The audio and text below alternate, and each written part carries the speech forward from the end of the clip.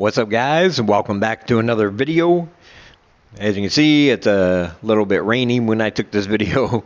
We are in a tuk-tuk, and sometimes people ask me about the tuk-tuks, you know, how much will it cost to take one from point A to point B here and there.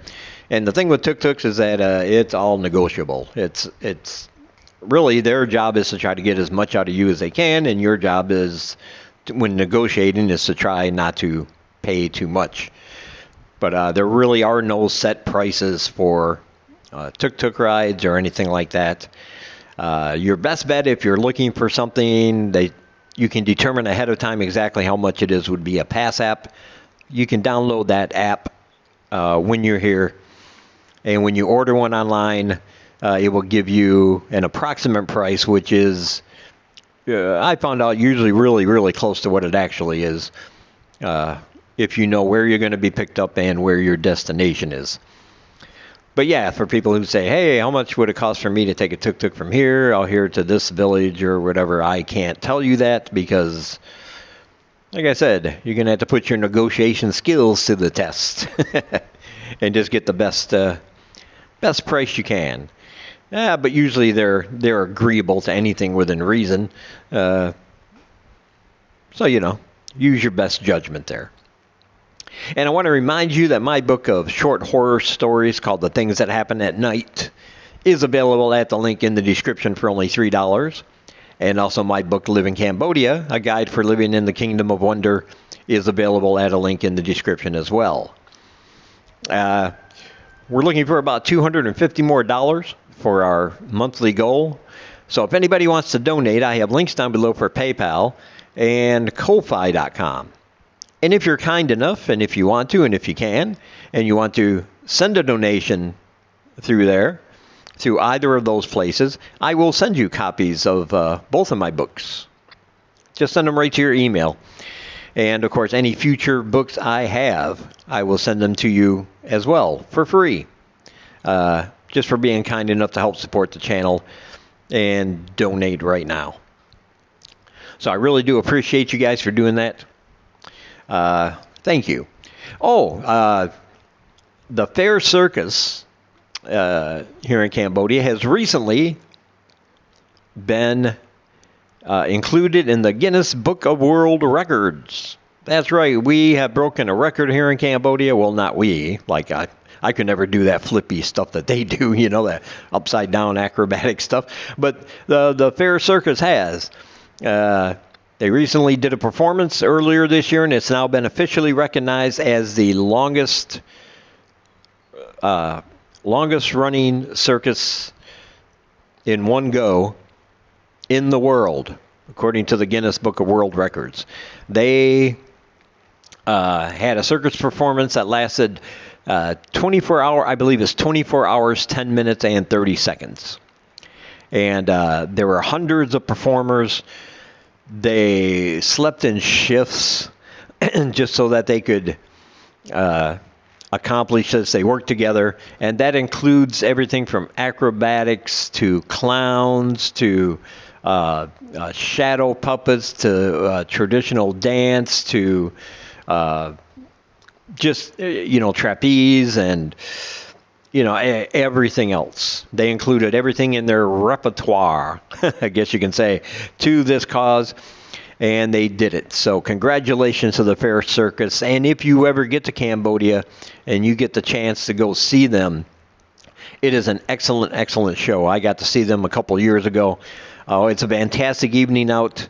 You won't be disappointed. They train really hard to do these performances.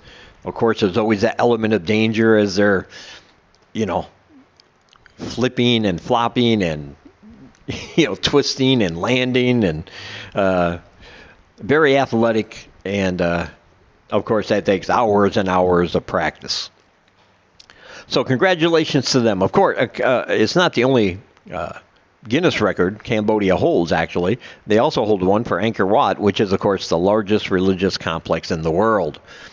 And a couple more, but I forget what they are. One of them, I think, is for the world's largest cinnamon roll, I think it is, or it's something like that. It's something food related, the largest cinnamon roll or something like that. So no matter what you say about any other country, I will look at them and say, yeah, but does yours have the largest cinnamon roll in the world? I don't think so. So, yeah, we're over here breaking records. But, you know, a lot of people ask about the, finances and money things in Cambodia. And Cambodia, I think there's a misconception, and there's just this thought, especially among people who have never been here, that perhaps they still think of it like it was back in the old days, after the Khmer Rouge and after the country opened back up again for foreigners and tourism. It was kind of more like the Wild West here. It was kind of untamed. They really had no law and order taking place, so there was always that feeling that something can happen to you at any time, at any place. There was, it was all dirt roads and shacks and everything along the way, and only the more adventurous travelers would even come over here, even after it was opened for everybody after that period. And I think some people still have that in their mind, that it's still an untamed, Wild West kind of country and feel, and not very developed and things like that. And yeah, it's still considered a developing country, but it's even since I've been here for 5 years, it's really come a long way. And I see them just moving forward. I mean, slowly but surely, their infrastructure is getting better, their Wi-Fi is getting better, their transportation and the way they do things, their laws and the way those laws are enacted and enforced, they are all getting better. And they're just slowly but surely taking all these positive steps to be more modern, get in touch with the 21st century. Of course, with that does come the burden, I guess you can say, for foreigners of having higher prices on things. But things have not gone up significantly here in the last, since I've been here. Sure, the prices have gone up on some things. Beer is more, beer is 10 cents more a can. And you'll see little bumps in prices. Something that was maybe, let's say, $1 is now going to be 4,500 real or something. Maybe an extra 500 real, which is like 12 cents. You see little price increases like that. But it's still, if you look at it overall, especially compared to Western countries like where I come from, it's significantly a better bargain here. Much cheaper to live. And again, I have to emphasize that, yes, it is safe. I know there's still a lot of people saying, no, it's not safe at all. I had a guy try to tell me, like I said, people are being kidnapped every day off the streets, and that's just not true. Don't listen to that. It's a safe country. It's lovely people. The people here are simply fantastic. They'll accept you. They'll take you in with all your oddities, all your quirks, and everything like that. And they'll do their best to make you feel at home.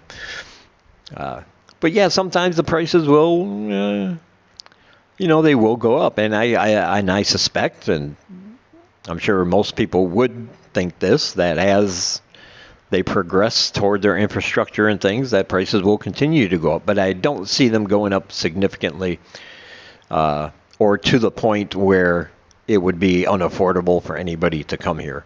As it sits, you can get a visa on arrival. The retirement visa here is one of the easiest to get, I think, almost anywhere that I can think of. 55 or older, show your passport, and boom, you're good for a year. So I think that's a pretty good deal. You can live comfortably and affordably on not a lot of money, and you'll just meet some of the most nicest people of any culture that I've experienced. Let me put it that way. All right. So be sure to check out all my links down below. like I said, if you want to donate through PayPal or Ko-Fi.com, I will send you copies of my books. Any exclusive content I have, I'll send that to you as well from now on, and other things as I go along. Yeah, every so often you just might get an email, so be sure to check those inboxes. And also down below are other channels vlogging from this part of the world. Go ahead and check all those out. They're great channels, and you should be watching them as well. All my social media is down below. Links to my books. Links to my other channel called Horror Reads. Check all those out, and I appreciate it. All right. I will talk to you guys in the next one.